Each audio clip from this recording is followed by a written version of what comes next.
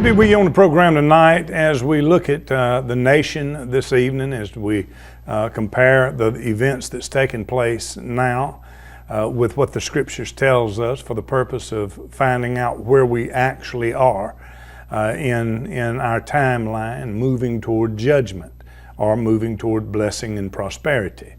There's two things, could call them laws, biblical laws, or there's two things that's within nature that God guarantees. And one of them is that there will come a time of manifestation. To manifest something is to make something plain. And the Bible says, whatever doth manifest is light. Light is what gives us the ability to see. The second thing is the law of sowing and reaping. That is, that it is guaranteed. God is not mocked, that whatsoever a man soweth, that shall he also reap. Nothing can be hid, nothing can be in darkness, done in darkness, that forever remains in darkness. Sooner or later, the light will come to it. That is God's business. That is God's responsibility. We've done a lot of programs here recently on the Saturday night shows about personal responsibility. We've done a lot of messages at our church about personal responsibility, that God is the God of personal responsibility. Our trip to heaven and hell, our victory or our great eternal loss is based on nothing less than just that, our personal responsibility. For the Bible tells us that we all will stand before the judgment seat of God and will give an account for what we have done in our bodies. And that will be the day of reckoning. As we look at personal responsibility, God does not only require it, but God practices it. And it is God's business and His responsibility to manifest to us, to the world, those in light and those in darkness, to manifest truth before us, to where that truth cannot be denied except by an evil heart, the Bible calls it, of unbelief. I have made mention of the manifestation many times, going back 5, 6, 7, 8 years ago, because it was obvious what God was doing during the Barack Obama years. There is an evil in our society. There is an evil within our government, and we are seeing that evil manifested now. But never did we see it clearly manifested until the radical Barack Obama came into office, promising to fundamentally change the United States of America. That was to flip it on its head, to destroy its Constitution, to destroy its laws, to destroy this country. God manifested for all in this country to see that there was a tremendous evil taking place there and then. The government being turned against Christian America. Barack Obama sicking the IRS on conservatives, which is another word in their minds, for Christians. The attacks upon God, the fundamentals of Christianity, and the fundamentals of this country was never made plainer. The world began to see it. The United States began to see it. And in so doing, Barack Obama, under his administration, lost some 1,000 seats of power across this country. It's because people could see what was happening. This is God's responsibility.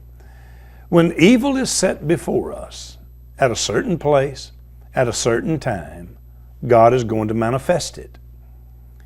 Before God brings judgment upon an individual or upon a country, before God brings judgment, it is His responsibility to reveal to us at some point what's going on, what's here, and what we should see.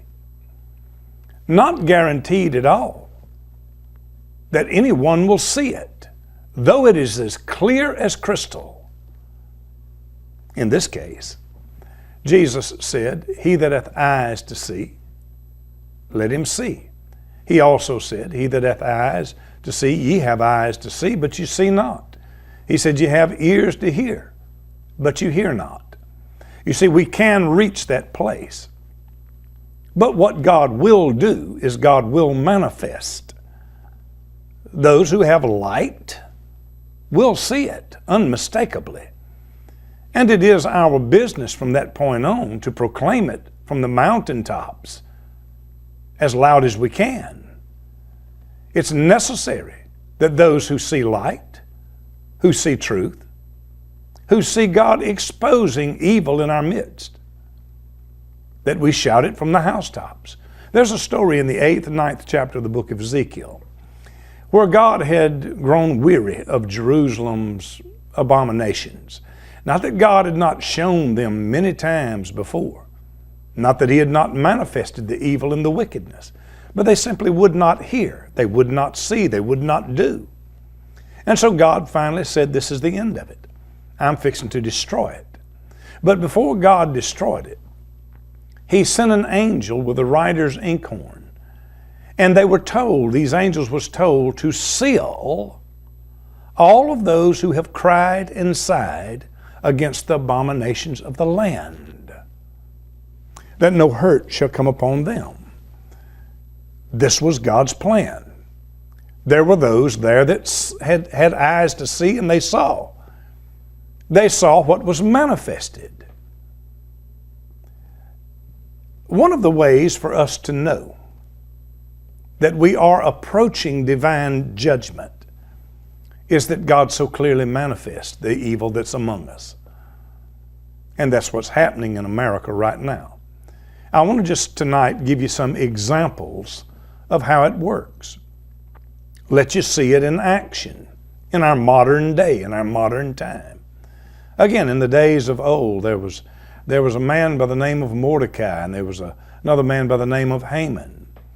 Haman wanted to kill because of evil reasons, wanted to hang Mordecai the Jew.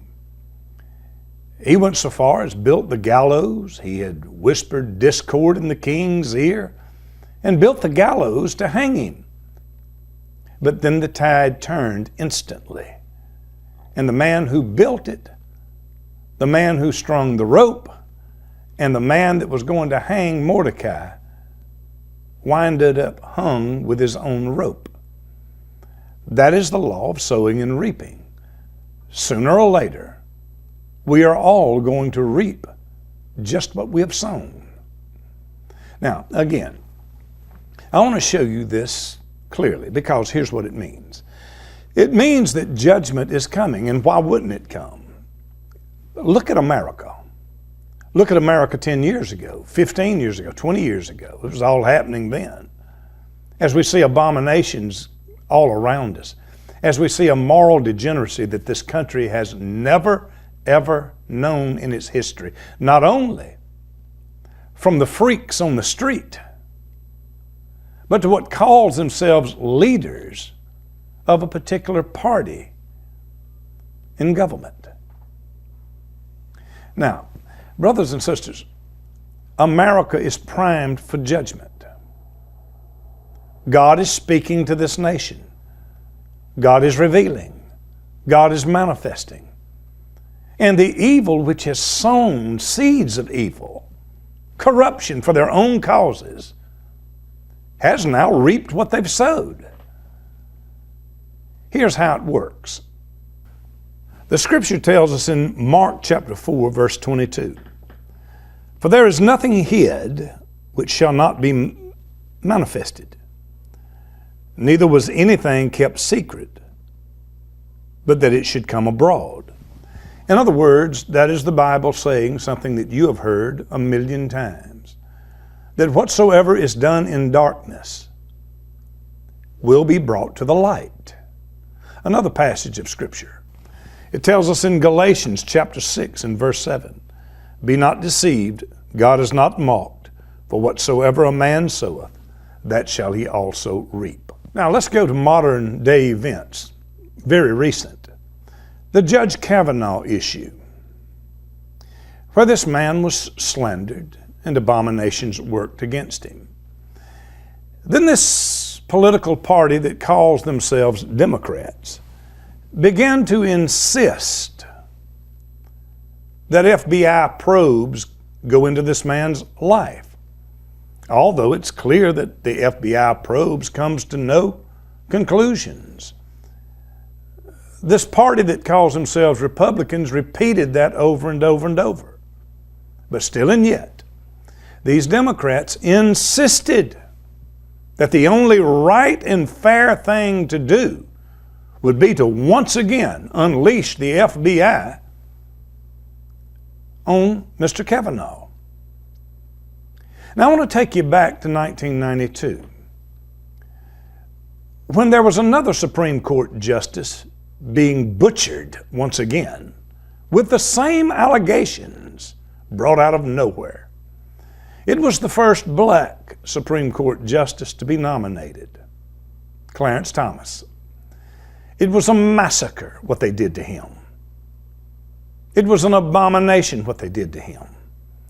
But yet when this group that called themselves Republicans wanted an FBI investigation into the people that was bringing false charges against Mr. Thomas, here's what the leader of the Democrats had to say about an FBI probe and how worthless it was. And the last thing I'll point out, the next person that refers to an FBI report as being worth anything obviously doesn't understand anything. FBI explicitly does not, in this or any other case, reach a conclusion. Period. Period. So, Judge, there's no reason why you should know this. The reason why we cannot rely on the FBI report, you wouldn't like it if we did, because it is inconclusive. They say he said, she said, and they said. Period.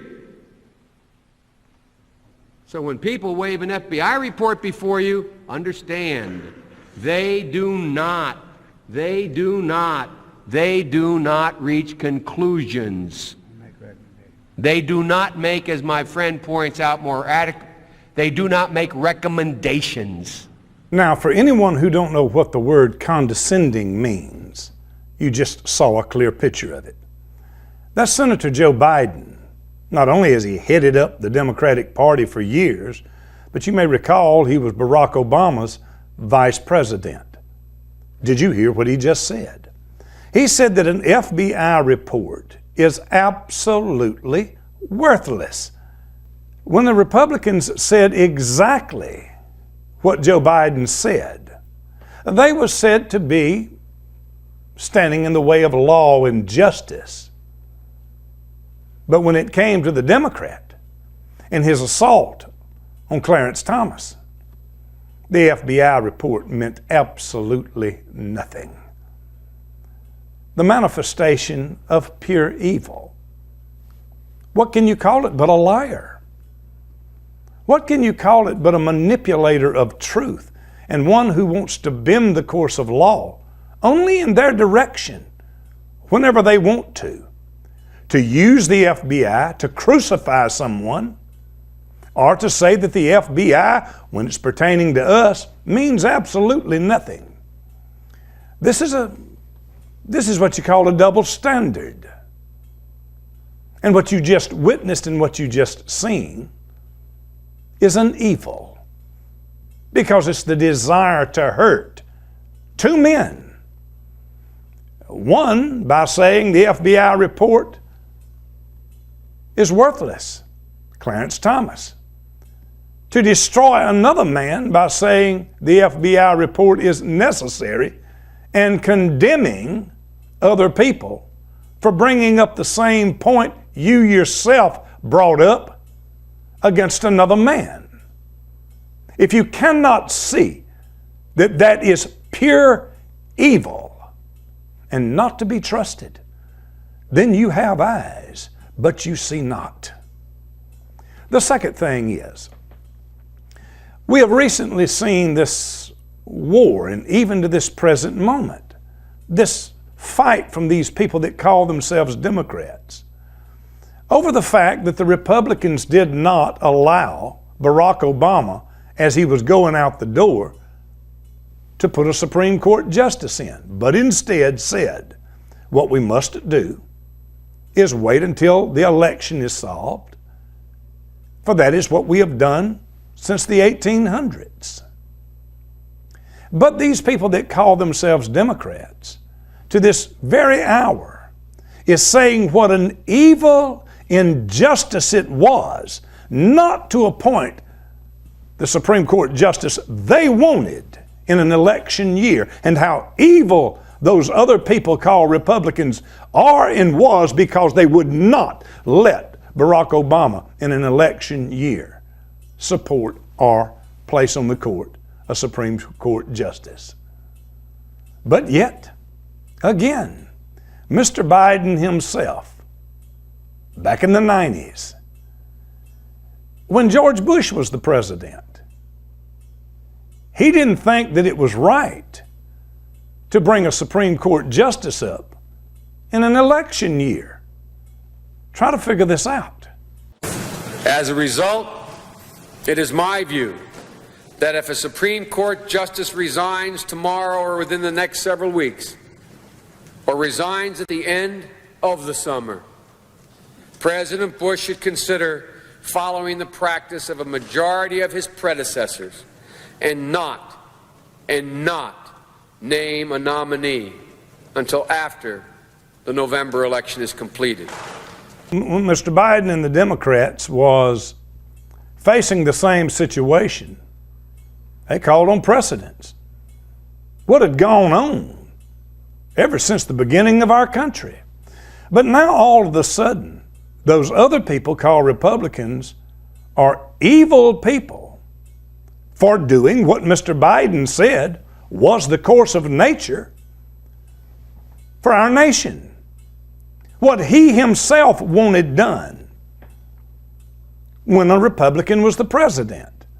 But now, when there was a Democrat president, Mr. Biden thought that it was such an evil, wicked thing not to let Barack Obama appoint another Supreme Court justice.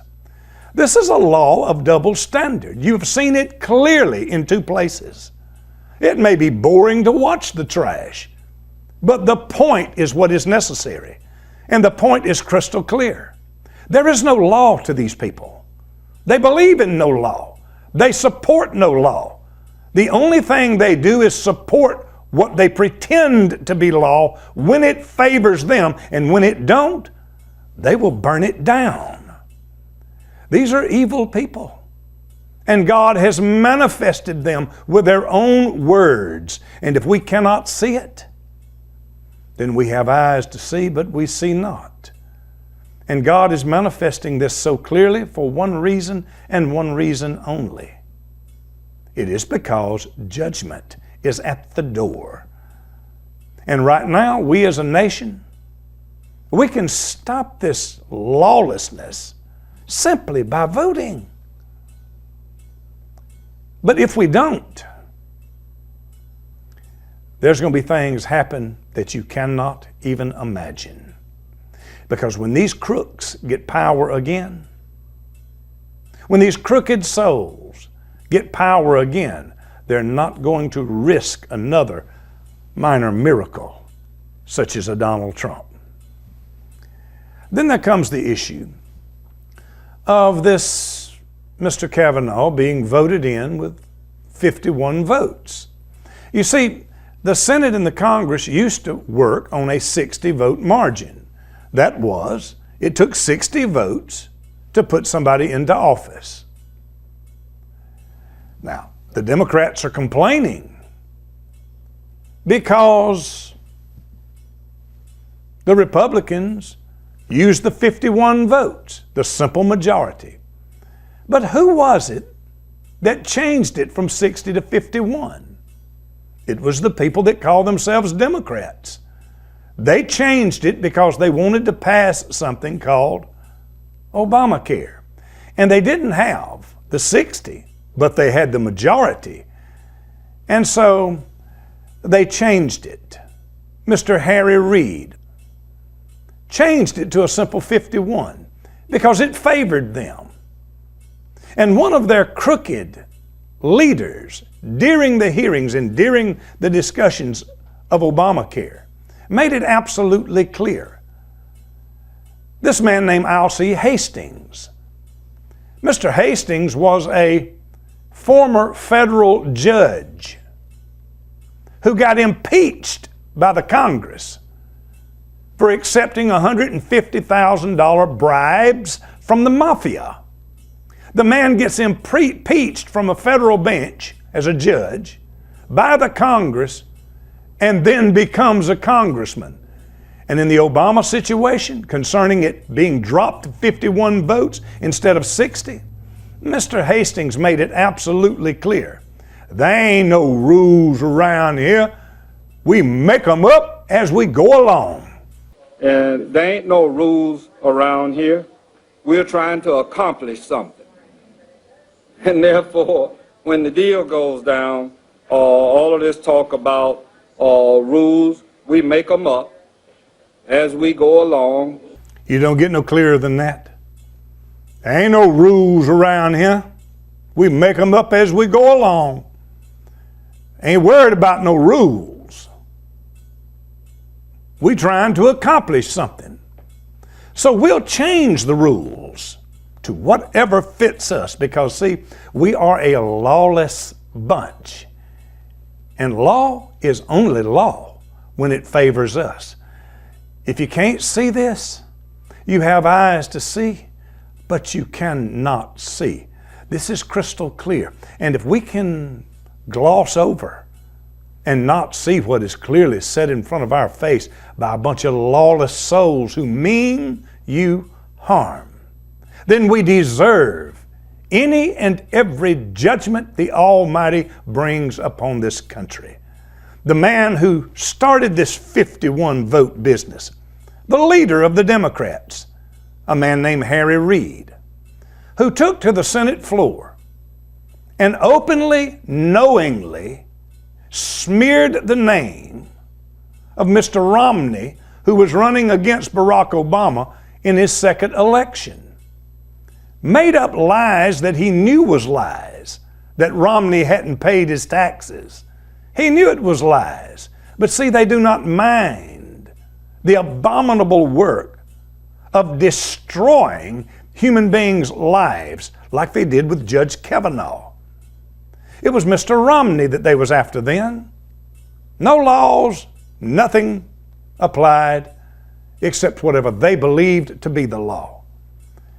And when he was questioned about and asked, did he have any regrets about lying on Mitt Romney? With a sarcastic, evil smirk, his simple answer was, well, he didn't win, did he? Let him prove that he has paid taxes, because he hasn't. No, I don't regret that at all. So no regrets about Mitt Romney, about the Koch brothers. Some people have even called it McCarthyite. Well, they call it whatever they want. Romney didn't win, did he? So they can call it whatever they like. Romney didn't win, did he? That's all that matters. And if this nation will allow this evil, lawless bunch back into power, we're going to get what we deserve. And I promise you, judgment is at the door. God has never so clearly in our history revealed and manifested evil for us to see as He has done now. And as you have seen, even on this program tonight. This is pure evil. And there ain't no rules around here. We're trying to accomplish something. And therefore, when the deal goes down, all of this talk about rules, we make them up as we go along.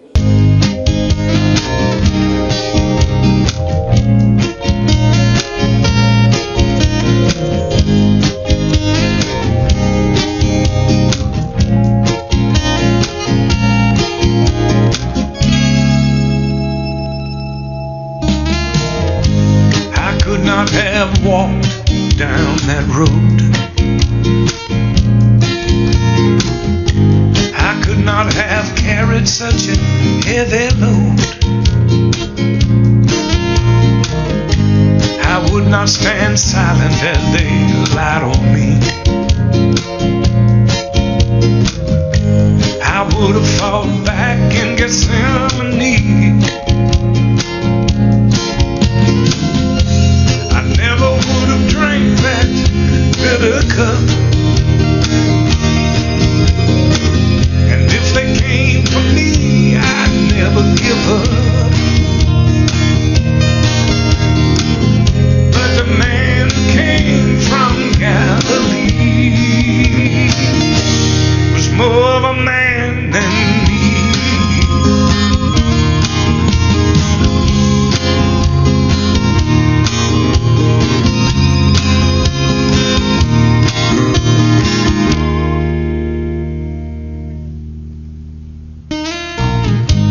I never would have died to set man free. And as for those who drove those nails in me, I never would have prayed, my God, forgive. I would have judged their lives on